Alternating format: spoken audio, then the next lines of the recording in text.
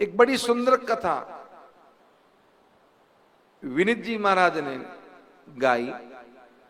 गाजीपुर में एक गांव है गया घाट, वहां पे एक किसान के 4 पुत्र थे। उसमें सबसे छोटा पुत्र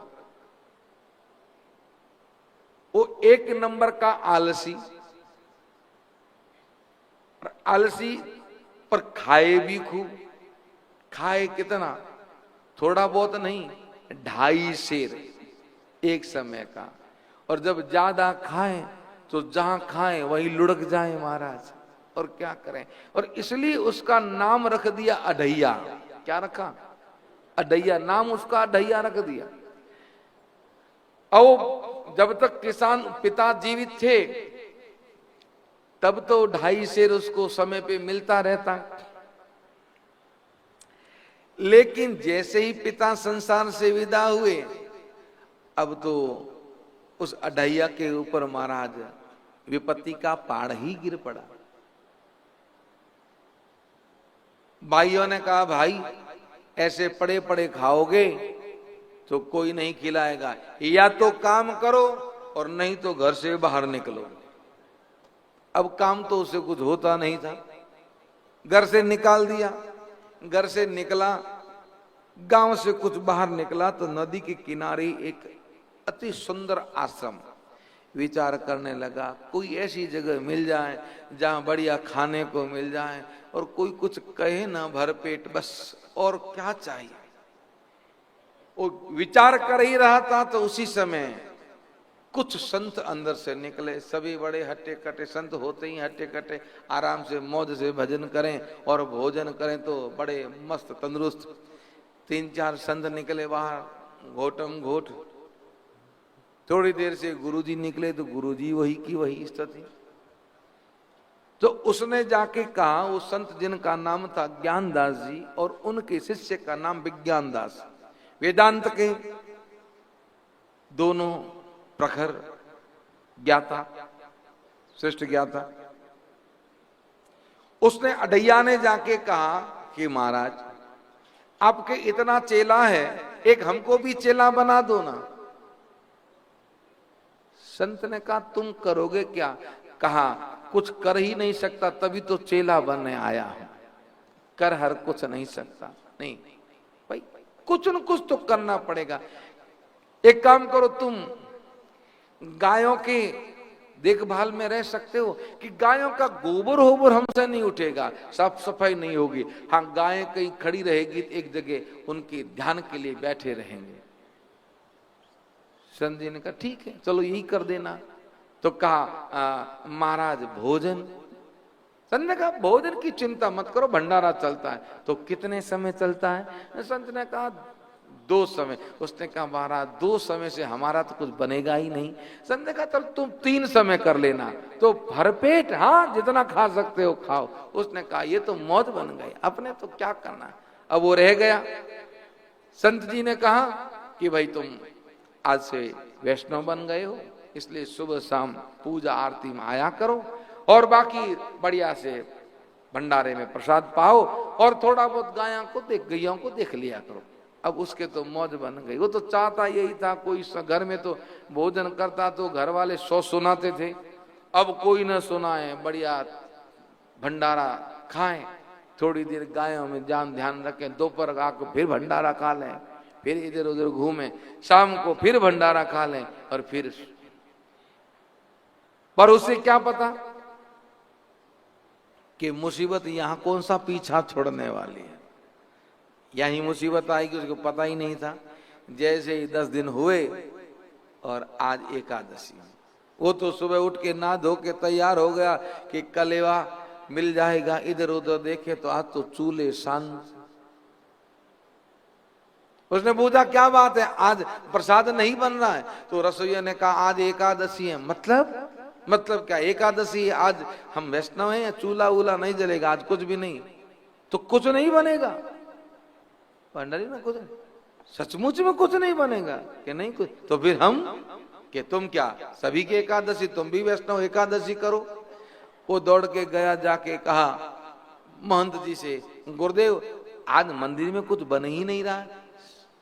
संत ने कहा भाई आज एकादशी, एकादशी को प्रसाद थोड़ी बनता, आज तो सब चूल्हे सान। तो कहा भगवान हम तो मर जाएंगे, हम तो भूखे रह ही नहीं सकते। संत ने कहा तुम भूखे नहीं रह सकते? तो हम भूखे नहीं रह सकते। तो संत ने कहा एक काम करो, अगर तुम भूखे नहीं रह सकते तो मंदिर में तो प्रसाद बनेगा नहीं, एक काम करो, अब इतना ही अगर तुम्हारा है तो आटा सीधा ले जाओ और नदी के किनारे चले जाओ, जाके वहीं प्रसाद बनाना और प्रसाद पा लेना, मंदिर में नहीं बनेगा। बना लोगे? उसने कहा मरता क्या नहीं करता, सब कर लेंगे, आप दे दो। भंडारी को बुलाया, कहा ये कितना खाता है? कि महाराज ना ही पूछो ही ना, कम से कम 2.5 सेर ठिकाने लगाता है। तो कैसा करो, इसको 2.5 सेर आटा, घी, दाल, चावल सब दे दो और कहा देख जाओ रसोई बनाना, लेकिन तुम वैष्णव हो। भगवान का आह्वान करके भगवान को भोग लगा के बाद में प्रसाद पाना। हाँ, वो चला गया, नदी किनारे आया,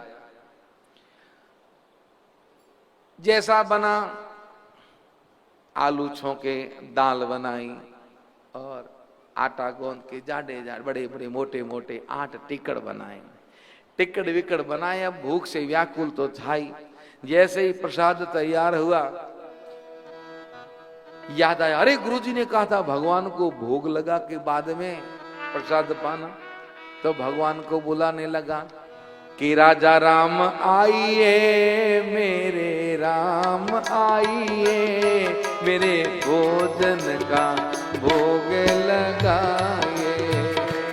राजा राम आइए, मेरे राम आइए, मेरे भोजन का भोग लगाइए। राजा राम आइए, मेरे राम आइए, मेरे भोजन का भोग लगाइए।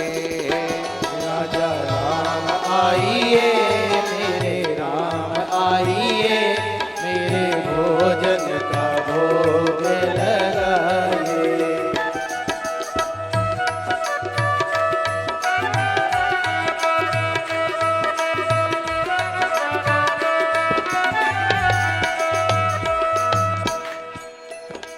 मोहन भोग कचौरी पूरी सेवक ने न बनाई। मोहन भोग कचौरी पूरी सेवक ने न बनाई। मांग मांग हारा मतन से मैं न पाई। मांग मांग कर हारा मतन से मेवा और मिठाई। राजा राम आइए, मेरे राम आइए, मेरे भोजन का भोग लगाइए। राजा राम आइए, मेरे राम आइए, मेरे भोजन का भोग लगाइए।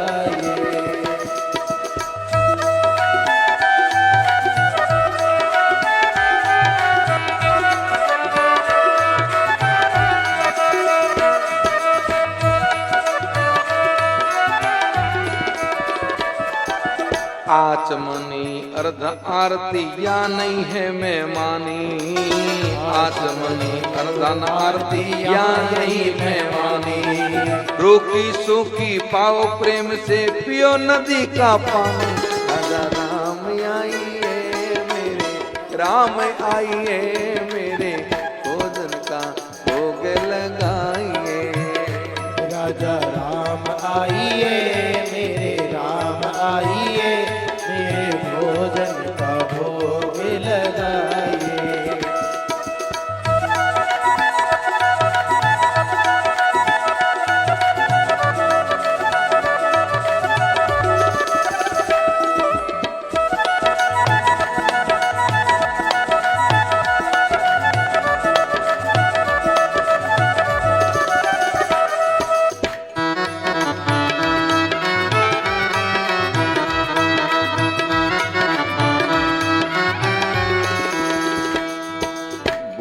करोगे जो तज दोगे भोजन रूखे सूखे। भूल करोगे जो तज दोगे भोजन रूखे सूखे।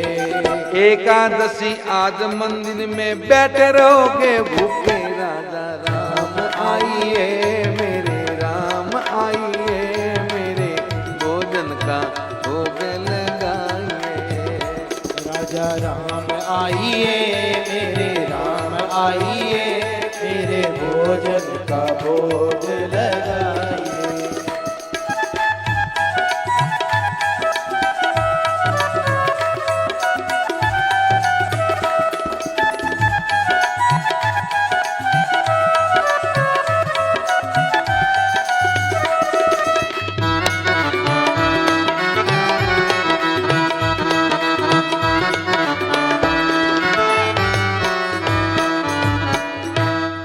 भगवान को बुलाने लगा कि राजा राम आइए, मेरे राम आइए, मेरे भोजन का भोग लगाइए। भगवान आए नहीं तो कहने लगा, मोहन भोग कचोरी पूरी सेवक ने न बनाई। न तो मेरे पास मोहन भोग है, न कचोरी है, न पूरी, वो तो मैंने बनाई नहीं। मांग मांग कर हारा मैं तन से, मांग मांग कर हारा महतन से, मेवा और मिठाई ये राजा राम आइए। हमने तो कुछ बना नहीं, पर महंत जी से खूब कहा था कुछ मेवा मिठाई दे दो भगवान के भोग के लिए, पर उन्होंने भी नहीं दी। इसलिए राजा राम आइए, मेरे राम आइए, मेरे भोजन का भोग लगाइए। फिर भी भगवान नहीं आए तो कहने लगा, आहा, पुजारी जी वहां जब भोग लगाते हैं तो आचमनी अर्धा से आरती करते हैं, तो कहने लगा, आचमनी अर्धा न आरती या नहीं, यहाँ पर यही मेहमान। अब आचमनी समझो, अर्धा आरती, यहाँ जो है वही मेहमानी है। रूखी सूखी खाओ प्रेम से, पियो नदी का पानी, राजा राम आइए, मेरे राम आइए, मेरे भोजन का भोग लगाए। जो रूखा सूखा बना है वो खाओ, और हम भी नदी का पानी पिए, आप भी पियो। फिर भी भगवान नहीं आए तो अंत में कहने लगा, भूल करोगे जो तज दोगे, भोजन रूखे सूखे। तुम ये सोचते हो कि मंदिर में मेवा पकवान मिलेंगे, भूल कर रहे हो, हम भी वहां से जान बचा के भागे हैं। भूल करोगे जो तज दोगे, भोजन रूखे सूखे। एकादशी आज मंदिर में बैठे रहोगे भूखे, राजा राम आइए, मेरे राम आइए, मेरे भोजन का भोग लगाइए। देखिए भगवान इतना कहा नहीं आए, लेकिन इसकी एक ये सहज बात को सुन के मेरे प्रभु द्रवित हो गए। जब उसने ये कहा, एकादशी आज मंदिर में बैठे रहोगे भूखे, भूल करोगे जो तज दोगे, भोजन रूखे सूखे। इस भोजन को छोड़ दोगे तो बहुत बड़ी भूल करोगे, क्योंकि मंदिर में एकादशी है, हम भी वहां से जान बचा के भागे, अगर आना है तो आओ। और जो ही ये कहा, नवम सरल सब सन चलई ना, उसकी सरल बात को सुन के प्रभु तुरंत प्रसन्न हो गए। पर आए, अकेले नहीं आए, साथ में सीता जी को लेके आए। अब जैसे ही प्रभु आए, वो एक बार तो रोटी को देखें, फिर राम जी को, सीता जी को देखें। राम जी ने कहा, क्या हुआ? कहने लगा, गुरुजी तो कहते थे भगवान एक ही है, तब तुम तो दो आ गए। भगवान ने कहा, भाई तुमने बुलाया तो हम एक कैसे आएंगे, हम अपनी घरवाली को तो लेके आएंगे, पत्नी सहित आएंगे। उसने कहा, ठीक है, हम तो पहले से एक व्यक्ति की तैयारी करके आए थे, अब आ गए हो दो तो बैठो, जो भी है पाओ। अब बिठाया भगवान को, परोसा, भगवान ने भी प्रसाद पाया, खुद ने भी पाया, और भगवान से कहने लगा, प्रभु हाँ भूखा जरूर रहा हूं, पर आप आए, आपको देख के, आपसे बात करके बहुत अच्छा लगा। हाँ। पर एक बात है, अब की बार ऐसे ना करना, बुलाऊं तो तुरंत आ जाना, क्योंकि हमसे भूख सहन नहीं होती। भगवान ने कहा ठीक है, पर एक और। राम जी ने कहा क्या, 2 ही आओगे ना?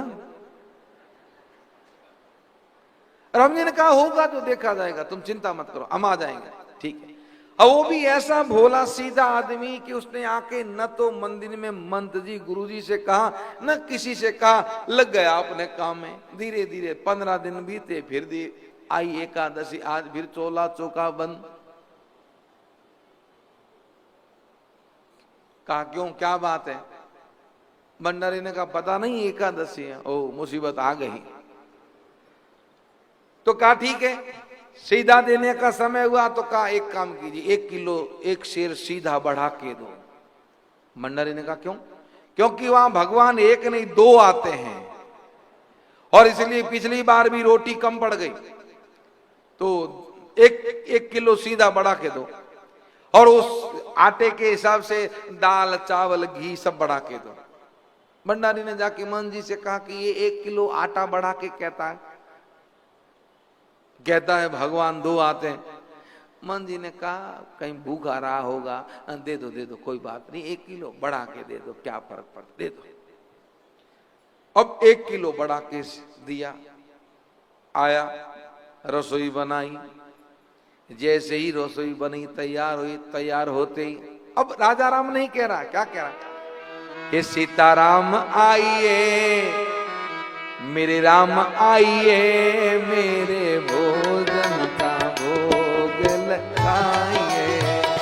सीताराम आइए, मेरे राम आइए, मेरे भोजन का भोग लगाइए। कि सीताराम आइए मेरे राम आइए, मेरे भोजन का भोग लगाइए। सीताराम आइए, मेरे राम आइए, मेरे भोजन का भोग लगाइए।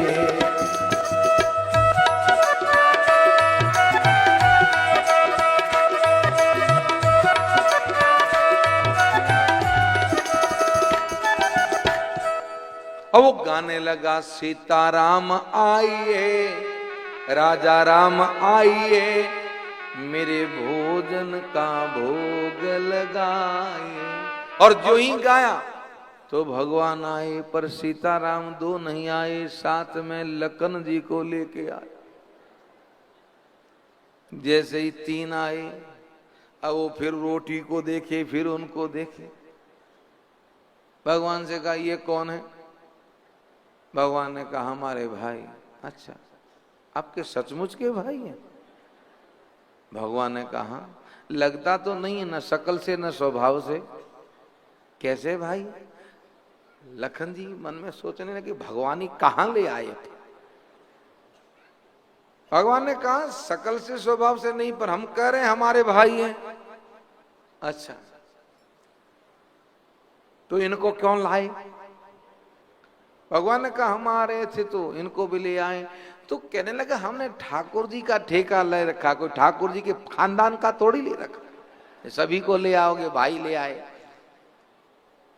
राम जी ने कहा भाई अब ले तो आए, तो कहा ठीक है अब लाए हो तो खिलाएंगे, और तो क्या, बैठो। अब बैठे, परोसा, भगवान ने भोजन किया, उसने भी पाया।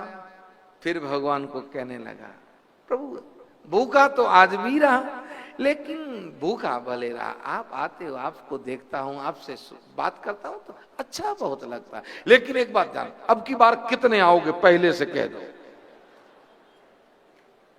भगवान ने कहा हम आ जाएंगे। कहने नहीं, आप पहले बता दो कितने आओगे।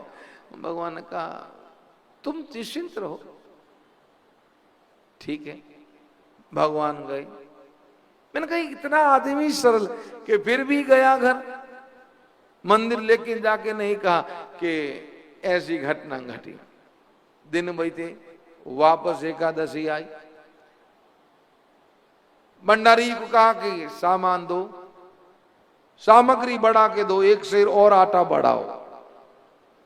एक नहीं, एक और एक्स्ट्रा में, क्या पता पिछली बार 3 आए थे, अब की बार 4 आ जाए तो। भंडारी ने सोचा ये 6-7 किलो तो आटा खा नहीं सकता, ये तो पक्का है, और ये बाकी का करता क्या है, कहीं ले जाके बेच तो नहीं रहा। जाके मान जी से कहा कि वो कह रहा है कि 6 किलो 6 सेर आटा दो, इतना तो वो खा नहीं सकता। मान जी ने कहा इतना तो नहीं खा, तो फिर ये ले जाके करता क्या है, कहीं बेचता तो नहीं है, दूं कि नहीं दूं। मान जी ने कहा तुम इसको दे दो, हम पीछा करेंगे कि करता क्या, हम पता लगाएंगे। अब उसको 6 सेर आटा, दाल, चावल, घी सब दे दिया। अब वो लेके आया, पर ये भी बड़ा विचित्र भक्त, सामान सब लेके आया, लाके रख दिया पेड़ के नीचे और सो गया। और थोड़ी देर में गाने लगा, हे सीताराम आइए, संग लक्ष्मण आइए, मेरे भोजन का भोग लगाइए। सीताराम आइए, संग लक्ष्मण आइए, मेरे भोजन का भोग लगाइए। हे सीताराम आइए, संग लक्ष्मण आइए, मेरे भोजन का भोग लगाइए। सीताराम आइए, संग लक्ष्मण लाइए, मेरे भोजन का भोग लगाइए।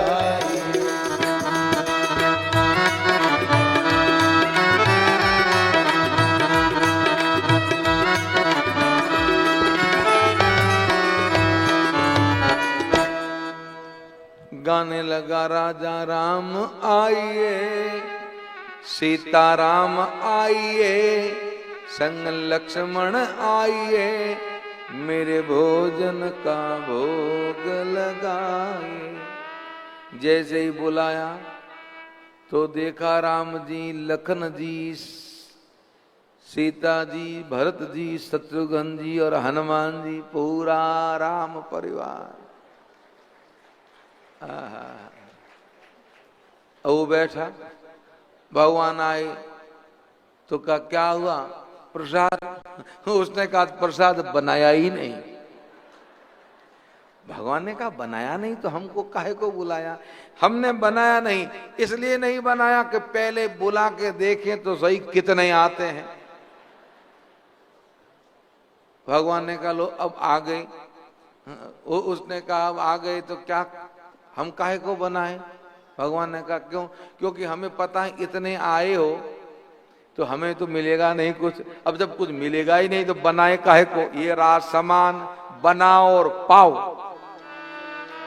कहने लगा मोते अब नहीं बनत बनाए, भोजन आप बनाओ। मोते अब नहीं बनत बनाए, भोजन आप बनाओ।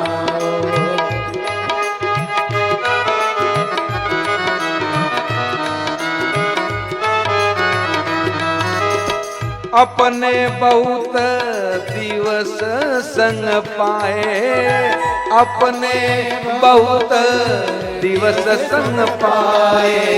हे मोते नहीं बनत बनाए, भोजन आप बनाओ।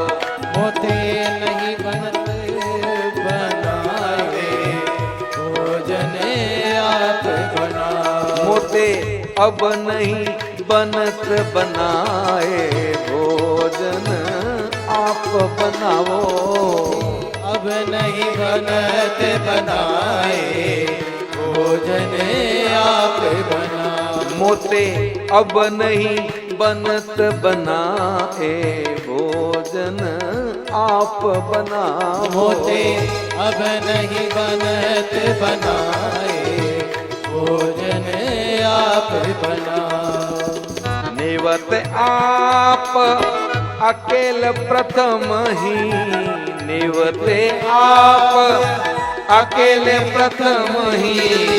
अर्धांगनी संग लाए, भोजन नहीं बनाए। अर्धांगिनी संग लाए, भोजन अजहु नित जो स्वभावियापनो, अजहु नित जो स्वभावियापनो, बारी बारी समझाए मोते अब नहीं बनत बनाए, भोजन आप बनाओ मोते अब नहीं बनत बनाए, भोजन आप बनाओ।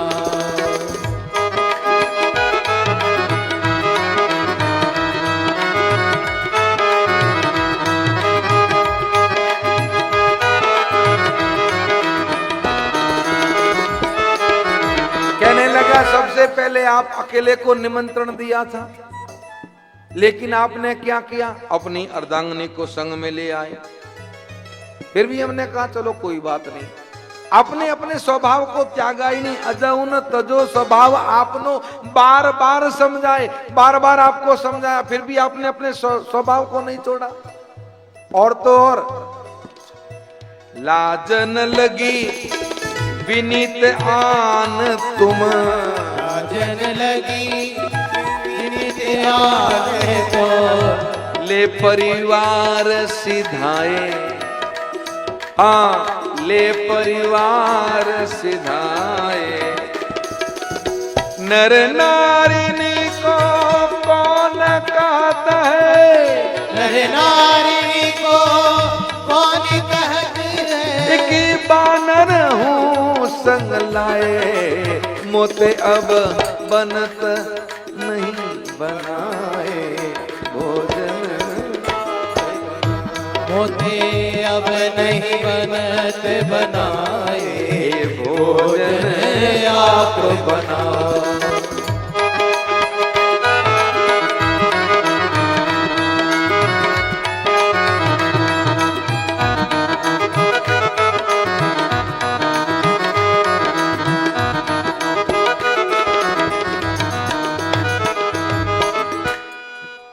कहने लगा लाजन लगी विनीत आज तुम, आपको लज्जा आई नहीं, शर्म आई नहीं, तुम ले परिवार सिधारे, पूरा परिवार ले आए।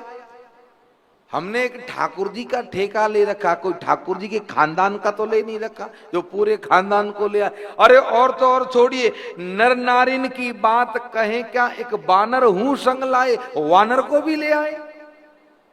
हमसे नहीं बनेगा, बनाओ और पाओ। लक्ष्मण जी ने कहा प्रभु अब, राम जी ने कहा बनाओ। हा, देखिए भाई भक्त की मर्जी है तो बनाना पड़ेगा। अब वो तो सो रहा है पेड़ के नीचे, भगवान ने जैसे ही आज्ञा की, भरत जी भंडारे बनाने लगे, भरत जी भंडारे बनाने लगे। उनके लकड़ी लखन लाल लाने लगे, चुन के लकड़ी लखन लाल लाने लगे। भरत जी भंडारे बनाने लगे, भरत जी भंडारे बनाने लगे। हे श्री भरत जी भंडारे बनाने लगे, श्री भरत जी भंडारे बनाने लगे। चुन के लकड़ी लखन लाल लाने लगे, चुन के लकड़ी लखन लाल लाने लगे।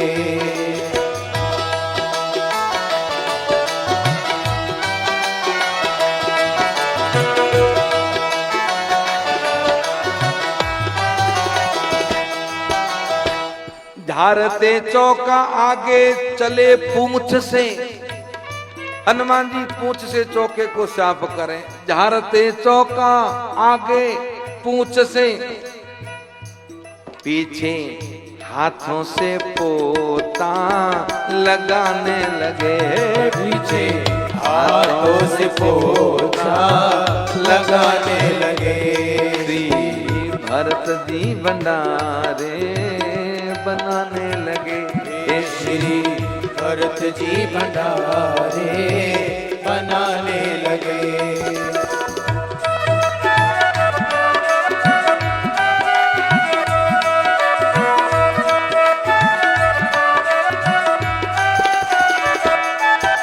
चेते चूल्हे उधर और इधर शत्रुघ्न, शत्रुघ्न जी ने चूल्हे जगाए। चेते चूल्हे इधर और उधर शत्रुघ्न, और सब मिलके क्या कर रहे हैं? साग भाजी अमनिया बनाने लगे। ओ साग भाजी अमनिया बनाने लगे। श्री भरत जी भंडारे बनाने लगे। श्री भरत जी भंडारे बनाने लगे।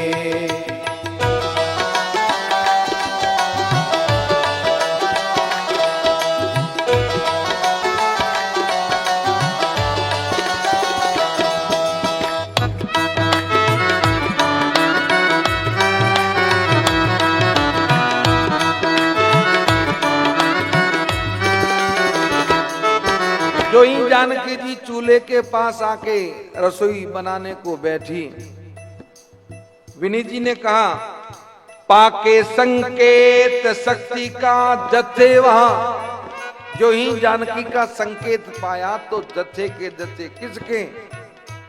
अष्ट सिद्धि नवनिधि सब आने लगे। अष्ट सिद्धि नवनिधि सब आने लगे। भरत जी भंडारे बनाने लगे। श्री भरत जी भंडारे बनाने लगे।